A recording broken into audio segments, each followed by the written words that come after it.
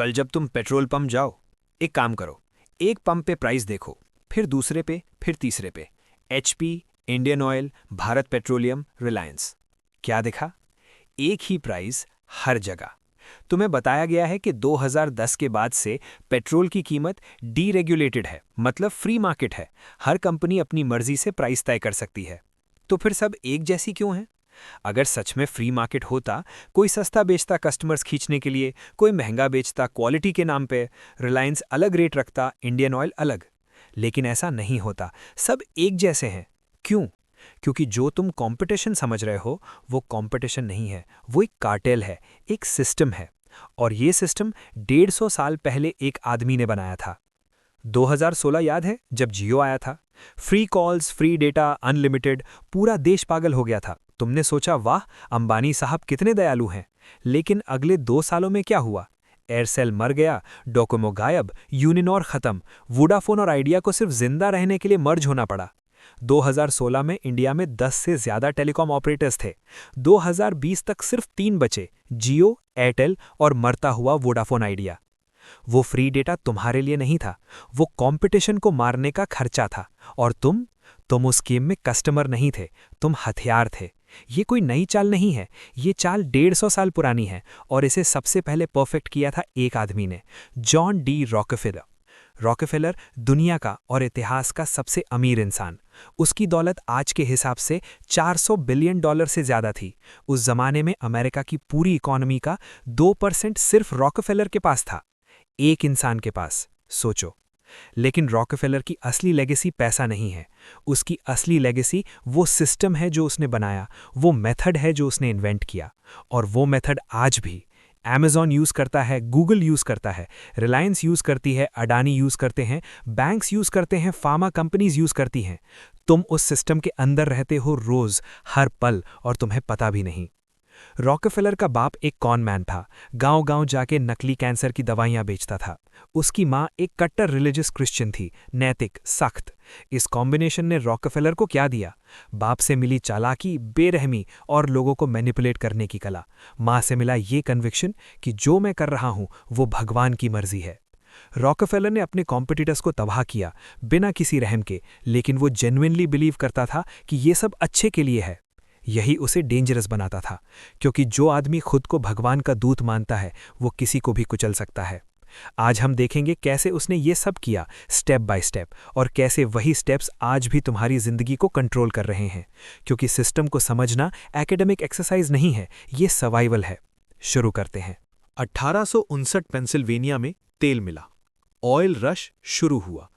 हजारों लोग पागलों की तरह भागे वेल्स खोदने। कुछ रातों रात अमीर हो गए, कुछ बर्बाद हो गए। बूम और बस्ट। आज तेल की बाढ़, कल सूखा, पूरा केओस। रॉकफेलर 20 साल का था, क्लीवलैंड में एक बुककीपर का काम करता था। उसने भी ऑयल रश देखा, लेकिन उसने वो नहीं देखा जो बाकी सब देख रहे थे। बाकी सब देख रहे थे कि ड्रिलिंग में पैसा है, तेल निकालो, अमीर हो जाओ। रॉकफेलर ने कुछ और देखा। उसने देखा कि तेल निकालना बहुत रिस्की है, लक पे डिपेंड है। आज किस्मत अच्छी है तो तेल मिला, कल जमीन सूखी निकली तो सब बर्बाद। ये जुआ है। लेकिन रिफाइनिंग, क्रूड ऑयल को साफ करके केरोसिन बनाना, जो लोग अपने घर में लैंप चलाने के लिए यूज करते थे, वो असली बिजनेस है। क्यों? क्योंकि तेल निकालने वाला चाहे कोई भी हो, चाहे डूबे या तैरे, उसे अपना तेल साफ तो करवाना ही पड़ेगा ना। तो रिफाइनरी वाले का धंधा हमेशा चलेगा। 1863 में रॉकफेलर ने $4000 लगाकर क्लीवलैंड में अपनी पहली रिफाइनरी खोली। 2 साल में वो क्लीवलैंड की सबसे बड़ी रिफाइनरी बन गई। लेकिन क्लीवलैंड में कुल 30 रिफाइनरीज थीं, सब आपस में लड़ रही थीं। कंपटीशन भयंकर था, कीमतें गिर रही थीं, मुनाफा बहुत कम था। यहां रॉकफेलर की असली चालाकी सामने आई। उसने सोचा, कीमत घटा के लड़ने का कोई फायदा नहीं, कंपटीशन को ही खत्म कर देंगे। और उसने एक मेथड यूज किया जो आज भी हर बड़ी कंपनी की फाउंडेशन है, वर्टिकल इंटीग्रेशन। इसे आसान भाषा में समझो। मान लो तुम चाय बेचते हो। अभी तुम दूध डेयरी से खरीदते हो, चीनी किराने वाले से, चाय पत्ती होलसेलर से, कप प्लास्टिक वाले से। हर कोई अपना प्रॉफिट कमा रहा है तुमसे। अब सोचो, अगर तुम खुद डेयरी खोल लो, खुद चीनी का कारखाना लगाओ, खुद चाय पत्ती उगाओ, खुद कप बनाओ। बीच के सारे लोग हट गए। उनका प्रॉफिट अब तुम्हारा हो गया। यही रॉकफेलर ने किया। बाकी रिफाइनरी सिर्फ एक काम करती थी, कच्चा तेल खरीदो, साफ करो, आगे बेचो, बस। रॉकफेलर ने क्या किया? तेल रखने के बैरल्स बनाने वाली फैक्ट्रीज खरीद लीं। पहले वो 25 सेंट्स में एक बैरल खरीदता था, अब वो खुद 15 सेंट्स में बना रहा था। तेल धोने वाले टैंक वैगन्स खरीद लिए, अपने वेयरहाउसेस बना लिए, सीधा दुकानदारों तक पहुंचने का अपना नेटवर्क बना लिया। हर काम जो पहले कोई और करता था, रॉकफेलर ने खुद करना शुरू कर दिया। अब बीच का सारा मुनाफा उसका था, उसकी लागत सबसे कम थी। और उसने एक और चाल चली, रेल रोड कंपनीज के साथ गुप्त सौदे किए। ऐसा डील कि रेल कंपनीज रॉकफेलर का माल ढोने के बाद उसे पैसा वापस कर देती थीं। मतलब रॉकफेलर को ढुलाई मुफ्त में पड़ती थी और उसके कंपेटिटर्स को उनसे पूरा किराया वसूल किया जाता था, कभी कभी तो ज्यादा भी। रॉकफेलर अपना केरोसिन इतना सस्ता बेच सकता था कि कंपेटिटर्स को हर बिक्री पे नुकसान हो और वो खुद फिर भी फायदे में रहे। यही उसने किया।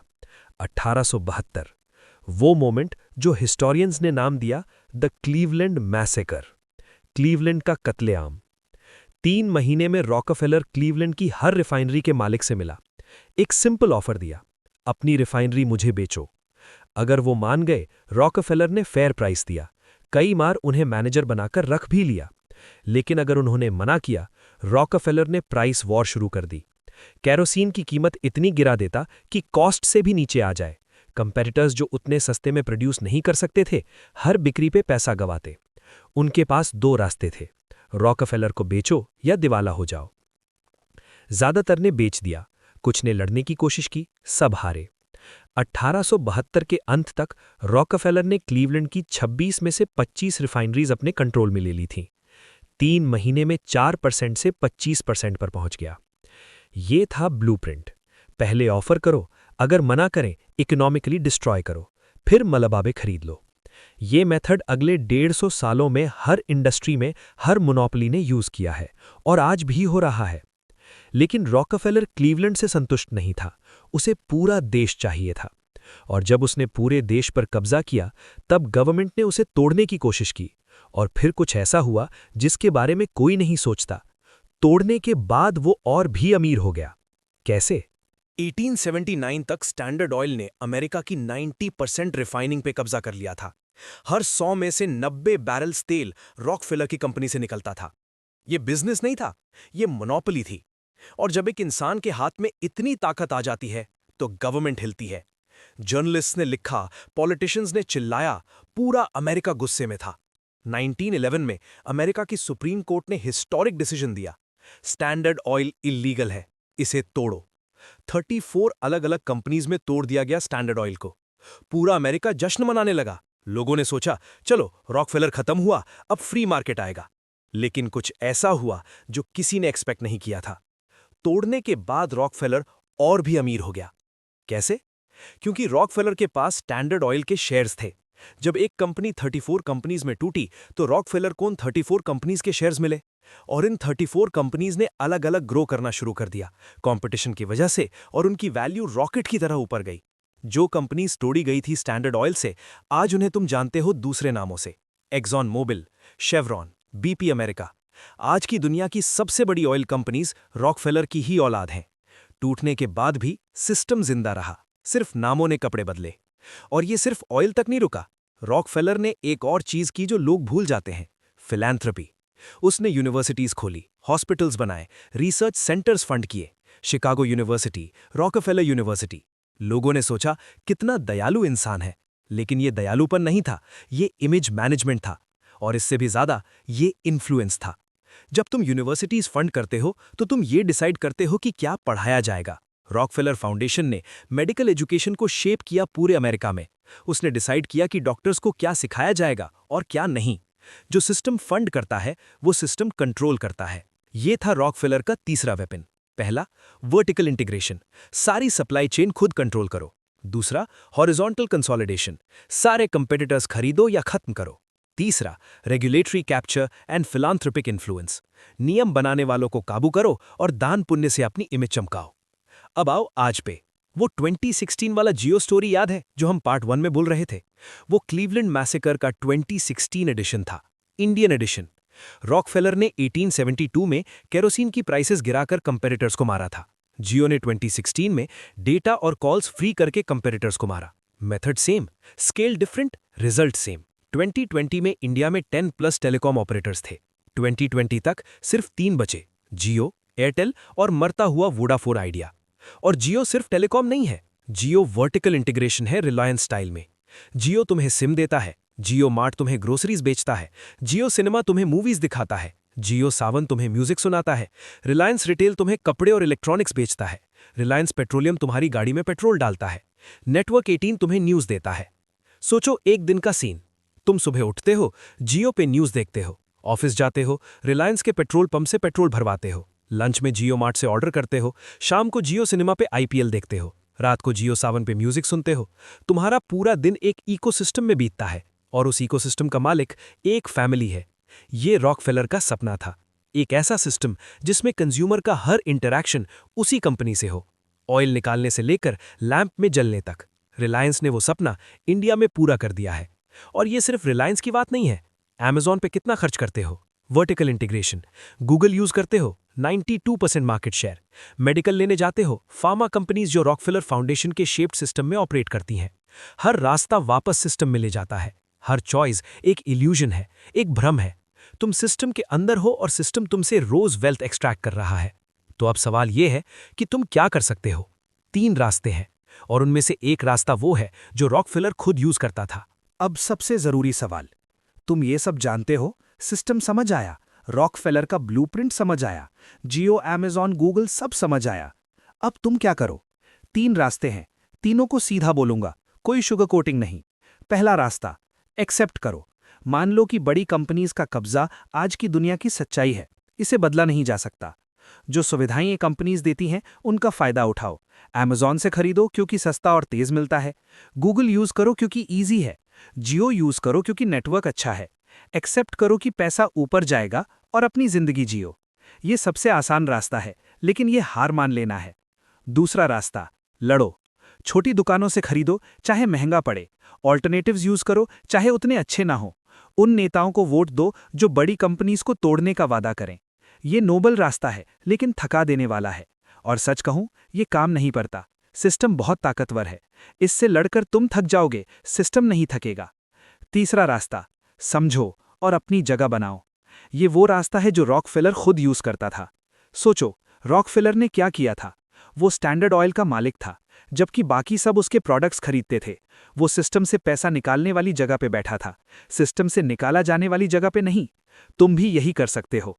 जो कंपनीज मार्केट डोमिनेट करती हैं, उनके शेयर्स खरीदो। Reliance, HDFC bank, TCS, Infosys, Amazon, Google, Microsoft, Apple. अगर सिस्टम सबसे पैसा निकालकर इन कंपनीज में जमा कर रहा है, तो इन कंपनीज के तुम भी मालिक बन जाओ। एक्सट्रैक्टर्स को ओन करो, एक्सट्रैक्टेड मत बनो। ये कोई इन्वेस्टमेंट एडवाइस नहीं है, मैं कोई फाइनेंशियल एडवाइजर नहीं हूं। ये बस पैटर्न देखना है, ये समझना है कि पैसा कैसे बहता है। रॉकफेलर का सिस्टम 150 सालों से पैसा इकट्ठा कर रहा है, ऊपर, और आगे भी करता रहेगा, क्योंकि ये सिस्टम अब कानूनों में घुस चुका है, टैक्स के नियमों में, सरकारी ढांचे में। इससे लड़ना अच्छी बात है, लेकिन थका देने वाला है। इससे भागना नामुमकिन है। इसे समझना और इसमें अपनी जगह बनाना, ये समझदारी है। रॉकफेलर ने कहा था, कॉम्पिटिशन इज अ सिन। ज्यादातर लोग सोचते हैं ये लालच की बात थी, लेकिन रॉकफेलर का मतलब अलग था। उसका मानना था कि कंपटीशन यानी आपसी लड़ाई बेकार है। एक ही काम 2 लोग करते हैं, मेहनत बर्बाद, पैसा बर्बाद। उसके हिसाब से कंसोलिडेशन यानी सब कुछ एक हाथ में आना, ये सही है। काम जल्दी होता है, सस्ता होता है, कस्टमर को कम कीमत मिलती है। उसके हिसाब से मोनोपोली चोरी नहीं है। मोनोपोली वो मंजिल है जहां हर एफिशिएंट बाजार पहुंचता है। 150 साल बाद हम उसी सिस्टम में जी रहे हैं, लेकिन अब तुम्हारे पास वो है जो ज्यादातर लोगों के पास नहीं है, जागरूकता, समझ। तुम जानते हो कि सिस्टम कैसे काम करता है। तुम देख सकते हो कि पैसा कहां से निकलता है और कहां जमा होता है। तुम समझते हो कि तुम्हारे सामने जो चॉइस दिखती है वो असल में चॉइस नहीं है। ये जानकारी ताकत है। अब तुम वो गलतियां नहीं करोगे जो बाकी करते हैं। तुम सिस्टम के खिलाफ लड़कर नहीं थकोगे। तुम सिस्टम को अनदेखा करके लुटते नहीं रहोगे। तुम सिस्टम को समझोगे और उसके हिसाब से अपनी जगह बनाओगे। यही असली ताकत है, खेल को देख पाना। और एक बार जब तुम देख लेते हो तो तुम फिर से अनदेखा नहीं कर सकते। जॉन डी रॉकफेलर ने एक सिस्टम बनाया जिससे तुम एस्केप नहीं कर सकते, लेकिन आज से तुम उसे देख सकते हो, और देखना सब कुछ बदल देता है। कमेंट में एक चीज बताओ, सिस्टम या प्लेयर? मतलब क्या तुम अभी तक सिस्टम में फंसे हो या तुम प्लेयर बनने की तरफ बढ़ रहे हो? सिर्फ ये एक वर्ड कमेंट करो, मैं पढ़ता हूं सब। और अगर ये वीडियो ने तुम्हें वो दिखाया जो पहले कभी नहीं देखा था, तो लाइक करो, शेयर करो उन दोस्तों के साथ जो रोज सिस्टम में लुट रहे हैं बिना जाने। चैनल सब्सक्राइब करो, क्योंकि ये सिर्फ शुरुआत है। सिस्टम को समझना पहला स्टेप है, इसमें पोजीशन लेना अगला। मिलते हैं अगली वीडियो में।